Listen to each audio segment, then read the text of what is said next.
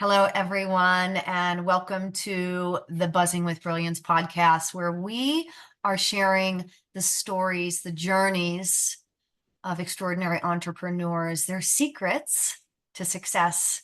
I'm Mary Gooden. I am a speaker, publisher, mentor, and really the CEO and founder of what I like to call my brilliant life. I support soul-inspired entrepreneurs with growing their own visibility, creating impact and profits through speaking and writing for themselves. Today, we are sharing the brilliant Darlene Sochin. She is an amazing woman. She was recently on our virtual summit, Wellness from Within. Welcome, Darlene. Tell us where you're joining from, in a little bit more about you and how you support your clients.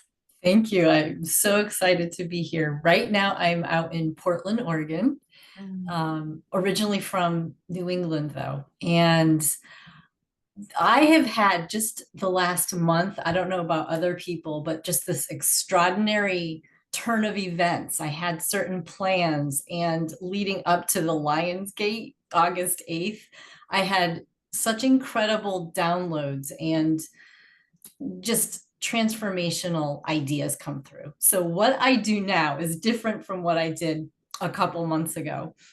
And what my entire life, I was a teacher, helping young children in parenting education, and Reiki and a cancer diagnosis in 2005 led me in different directions. But a month ago, I am being guided to come back to my roots, working with children and parents again. I resisted it for so long. So if you ever think or feel like in your body you're resisting something, that's what you're supposed to do in many cases. So I now am a parenting mentor for empathic children, the parents who have children that we really can't describe, or mainstream choices and solutions don't necessarily work for these sensitive, what I call starseed children. They are wired differently, they process their environment differently. And because I was also an empathic child, I am here on this planet to help support the parents and the children so that they can thrive in this world and understand that their gifts to feel deeply is actually that, a gift. Mhm. And I work with the parents to help them, empower them to empower their children. Oh, it's brilliant work that you do, not just because the name of the show is that, but it really is. It's such a time for this level of stepping forward and really valuing your own experiences and what you've learned, and sharing your gifts with the world is what I call it, so that others can see their own gifts. And I find it fascinating because you're right. There are all these awakened, enlightened children, souls coming into the world that we've been trying to get them all to swallow an old program. Mhm. And even in my generation, or for me, I like to think I'm an old soul, but even trying to swallow what I learned 40 years ago was tough. Thank goodness my mother was somewhat awake in her time. And I'm only realizing that because of the level that I've been able to get to for myself, and all the experiences of moving through her passing, her transition. But it's such a necessary element to creating loving and lasting change, Darlene. So thank you. Thank you for stepping forward, because I know and I imagine that some of your secrets that you're going to share to being in this place successfully, and really being anchored into this place and knowing and being committed to step forward into it, it's a big deal. Because I mean, let's face it, people in older generations, they're not awake in a sense, and they're not interested in waking up. And for you to go to a parent and not be the parent of a child and hope, say this is how to handle it, that's a big role. And I know you're doing it beautifully, but thank you. That's a big role, because parents have been designed to think that their way is the right way. Am I right? Or the only way? And the way that's the easiest. And what I learned in my experience in the classroom was these children, they're forcing them to adapt to a situation that is really impossible for their bodies to adapt to. They're not even meeting them halfway. So my goal is to at least start there. Let's look at what's happening to them and with them so that we can meet them halfway, because there are, I understand the paradigm we're living in, the schools and different systems that we still abide by, but we're forcing them to do things that they're designed differently than we are. And in my role, I am going to be sharing how to meet them halfway. And it Mm, starts with the parent or the adult, because sometimes there's grandparents and caregivers raising these children. So I'm going to be working with the adult, empowering them in their reaction to what's going on. I think that's mm, also part of what's not being addressed with these children that, whether it's ADHD or sensory integration, disorder, all the different words that were used when I was teaching in the classroom. And the immediate solution was always some sort of pill and some counseling. And my holistic approach is meant to go deeper, mhm, because it's not long-term solution what these families have. So my solutions are going to be long-term and mm, life-changing, but it's going to involve the parent or the caregiver committing to themselves to having to make changes. It's not about making the child make all the changes. So it's that's my goal. That's my mission. Some adults might, cringe at the thought of it, but we're the role models in these children's right. lives. So if we're not going to make the changes we need to, it And won't it's be easy. not enough to say, you have to actually embody it. And that's the ticket. So for those people that are like new to that word embody, you have to actually be what you're saying. And parents haven't been what they're saying for a long time. You mentioned something a little bit earlier about the resistance that shows up when you're being called to the next level of your journey. This is kind of a little hero story, I imagine. And say what you will about it, because there is some truth here. We start feeling resistance when it's time for a shift. Um, I imagine, what supported you in really stepping to, because I know this is new for you, so your hero's journey to this is still unfolding. But what really activated you to finally listen to this information that it's time to shift gears, and it's time to, what you're doing is bringing parents home to themselves so that their child can learn how to be home in themselves. So to go back to when I left teaching, I was burnt out Mhm. because of this very reason. The parents were not willing to do what they needed to do to make the changes that the children were asking for.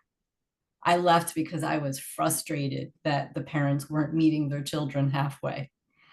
So my direction and my journey has led me to all over the place. And really what brought me home was those other avenues I had been taking for 16 years weren't working. And we know that when we're in the right place, doing the right thing, everything starts to like fall in place. Like if you're meant to move, all the pieces start to work and just things just manifest and unfold beautifully and smoothly. That was not happening in my entrepreneurial journey at all. So a few weeks ago, I was just really frustrated, and I had a reading with somebody, an Akashic record reading. And she just brought in, you already know what you're meant to do. You've been resisting it. So it wasn't necessarily they were giving me the answers. When they said that word, you've been resisting it, I knew exactly what I Mhm. was being told. My heart cracked open, literally, and I cried. And the next day, I just sat down and just scheduled everything out. And this is what it looks like. This is who I'm going to be helping. And this is how I'll be doing that. And it's just amazing. So it was a calling, and I'm finally listening because what I had been doing wasn't working. I'm glad that you tuned into, and for those listeners, it's important sometimes when we know that we're in a place of resistance to call upon somebody. Find that place in yourself that feels aligned. Honor the invitations to maybe reach out to somebody, because sometimes it's all that we need to hear. Like, you resist, just hearing that for somebody else to see it in us is for us to accept it and say, now I can do something about it. So I love that you share that piece. So you have 3 secrets for us today. And probably you're going to, some of those secrets are what not to do in that entrepreneurial journey. Resist, don't resist. But I'd love for you to just give us a little slice of those 3, and then we'll just kind of dive into each one. The most important one, the one I always start with because it's my Reiki background, is having a daily spiritual practice. And without that, people are always asking, how do I connect to my guides? How do I connect to my intuitive gifts? And how do I know what the right thing is to do? If you're tapping in and checking in with yourself daily, you will know, you will hear things, you will feel things, and it will be obvious when you're doing it every single day. And it only takes a couple minutes a day.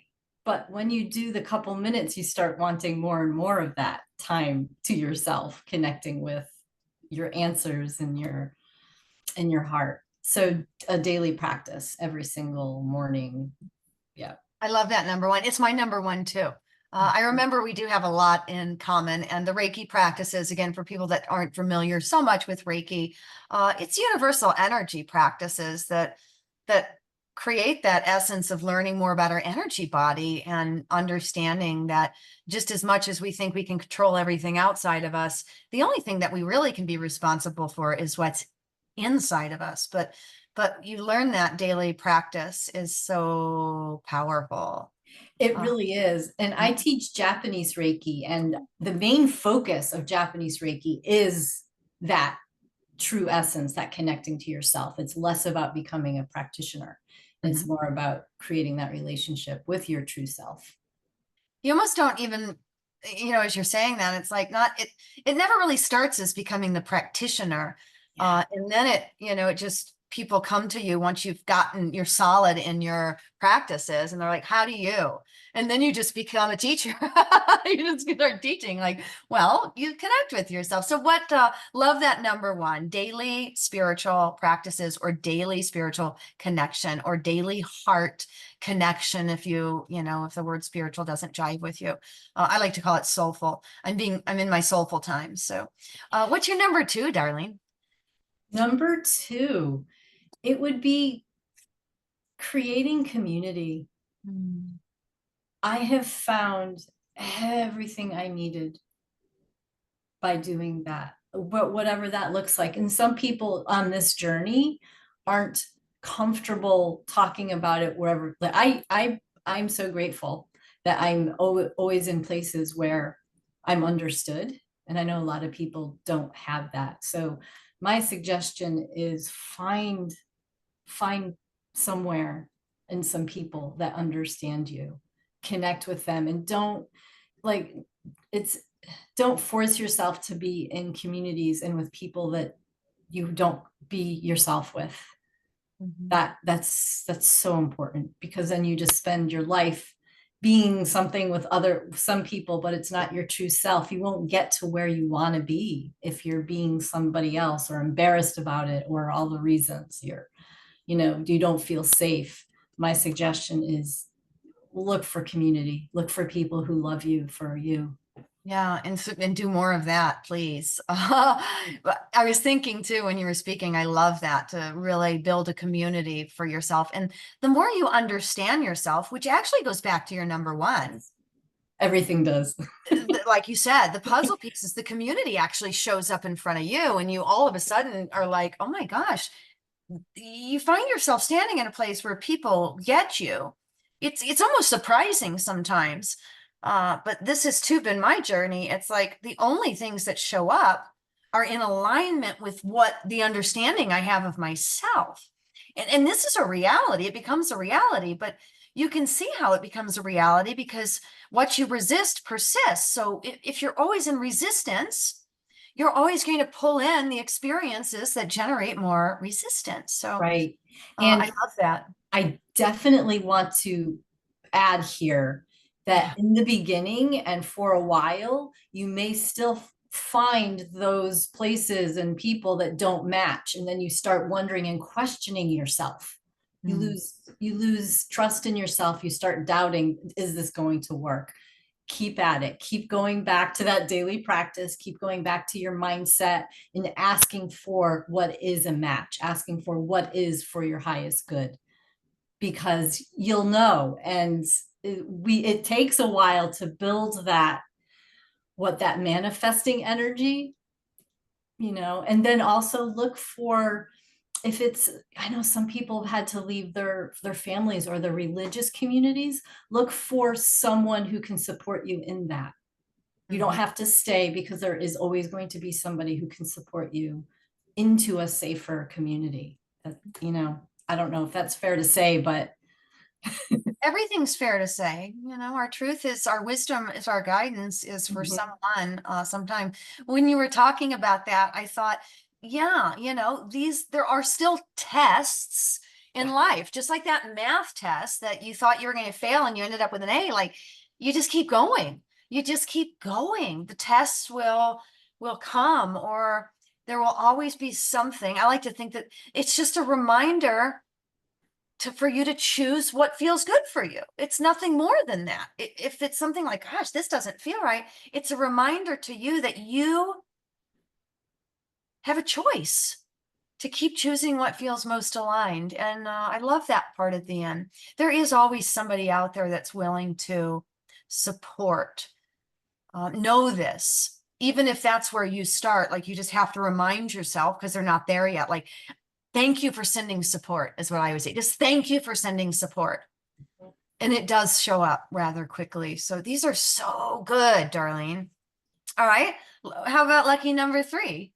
Well, the third one is very similar to that. Just continue the search, continue. I want to embed here in people's hearts and souls. We are divine beings of light. Mm. And when you start to feel like you're being drawn somewhere else, I can't even put it into words.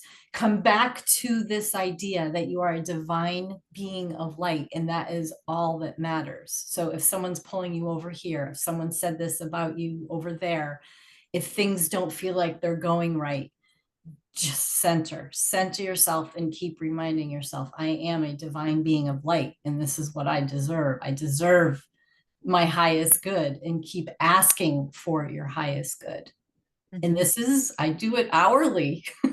Sometimes I do it hourly. I Mhm. call in my angels, I call in my guides, I call in my higher self, I call in my galactic team every day, hourly. Yeah.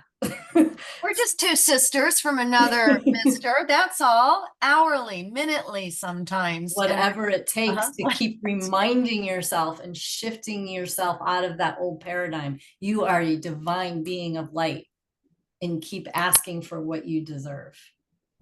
Sometimes what I share on the tail end of that is the only reason you think you're not is another program that was in place that told you you weren't. There, that is the only That's thing. it. It's the Yeah. same energies are required here. I can keep doubting myself, or I keep calling in my desire. Same energies at play, same amount of energy.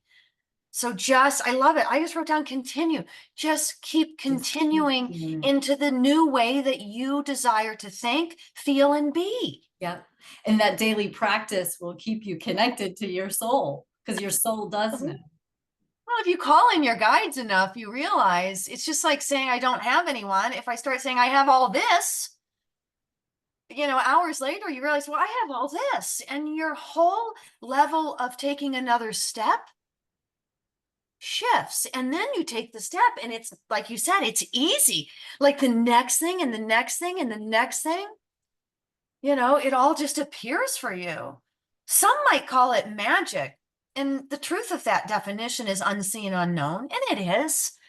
It does feel, Darlene, would you say, like stepping into the unknown? Oh, absolutely. And that's what scares people. They don't want to, Yeah. because Mhm. humans default to what feels comfortable. Mhm. Or And what they know, right? what No, even, even yeah. when it doesn't feel comfortable. Well, safety, Yeah. survival. We're Yeah. designed, our Yeah. bodies are, Mm. designed that way for, well, the reptilian part of the body is designed for safety and survival. Mhm. So this can override that, as well as having community to help you do that. The reminder that you've got this, you've got this, you've got this, you've got this. And people mean it when they say it. I mean, I leave every call with that, like, you've got this, keep on going. We do. And we've all had an activating traumatic experience in our life. I call them activations now. I don't even call them triggers. They're Me too. activations that Yep. say, hey, you don't like this. Do something about it, and do it from in here. Don't try to force somebody else to do something about it. You go inside and you get something done in there, and watch this. I hear that a lot from my guides. Watch this. So thank you. These are just lovely, lovely, lovely. So for those of you that want to recap really quickly, like number one is a daily practice of connecting with yourself, daily spiritual practice. Here I am. It's really, seconds you could start this. Here we are, right? Number two, community. Continue to surround yourself, goes into number three, continue, but surround yourself with a community. Seek a community. The more you understand you, the more you'll understand what good community feels like. As if, I don't believe that there's good and bad, but aligned community feels like, and what community that no longer is in alignment feels like. And like you said, Darlene, sometimes it feels like you're taking a step or two back, but at least you can see, like, oh, this really doesn't work for me. And then Yeah. continue. It invites us to make big changes sometimes. That's why community is so important. It It will help does. navigate you through those changes, because we deserve the best. We can't be here and thrive if we're in a community that doesn't support us. Mm, So so that's key. powerful. All right. Well, this is all wonderful and good stuff. I know what you all want to know. Darlene, how do we get close to you? How can we connect with you? Well, one of the best ways, because this is all so new and I'm revamping the website, is my Facebook page. So I have a Facebook group I've started for parents. It's called Parenting Empathic Children with Darlene Sochin.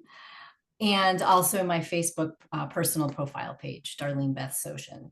Mhm. And that's really right now the quickest, easiest way. And I'm there daily sharing and talking about my work. And September 25th, I'm actually doing my first masterclass for parents. So Fabulous. That's yes, right. and so identifying empathic children in 3 steps to help support you. This is good stuff. So for those of you that are doing busy work while you're listening, because it's what I do, I clean the kitchen while I'm listening to podcasts. Um, I'll have these links for the masterclass, because we should have the link by then, and the Facebook links in the show notes, wherever you're finding yourself listening to this amazing, brilliant episode, so that you too can connect with Darlene. And even if it's not you, perhaps there's someone you know that can really benefit. Because I can hear it now, like, this isn't for me, but Sarah's kids, right? So always be thinking about that. This is what we do now. It's always not, maybe it's not for me, but who do I know? Who do I know that can benefit from Darlene's wisdom?